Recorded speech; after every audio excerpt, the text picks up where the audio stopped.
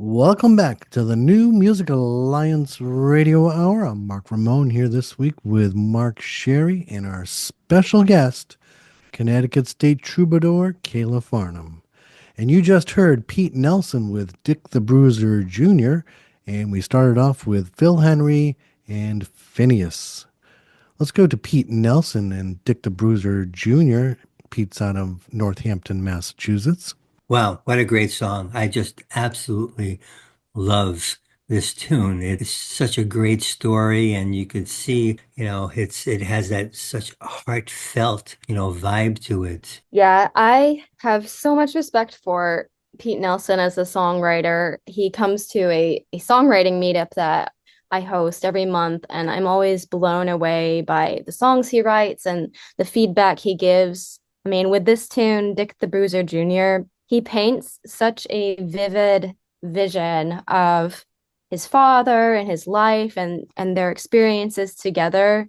I feel like it just draws me right into the scene and I'm living it myself. And that's just such an incredible skill to be able to do that through a song. So, yeah, I'm always blown away by Pete. Hmm. I always love songs that also tell a story as well, and Pete does a great job. Yeah, I think this is, about as good a job as you can do, really, telling a story and as Kayla said, drawing, the audience into that story. Hmm. Before that, we had Phil Henry doing his tune Phineas. That is a brand new tune, a 2024 release. That's a really well-crafted song. And Phil is out of Vermont, out of Rutland, Vermont. Just a really talented guy. Yeah, I've known Phil since I was a kid. I remember meeting him at a backyard festival in Connecticut. I think it was my first performance I ever did. And even though he just released the tune Phineas, I think he's had it for quite a while. So I remember hearing him perform it years ago, and the tune always stuck with me. It's just such a unique story. He takes a case that comes out of psychology textbooks about a railway worker in Rutland, Vermont, who was struck through the head with an iron rod and survived, and now the books talk about the personality changes he went through and all that.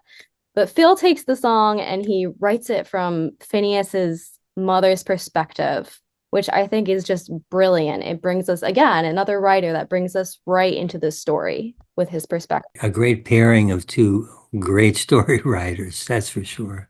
Yeah, I think you can feel his mother's pain and the way he writes it. It's so well done. Absolutely.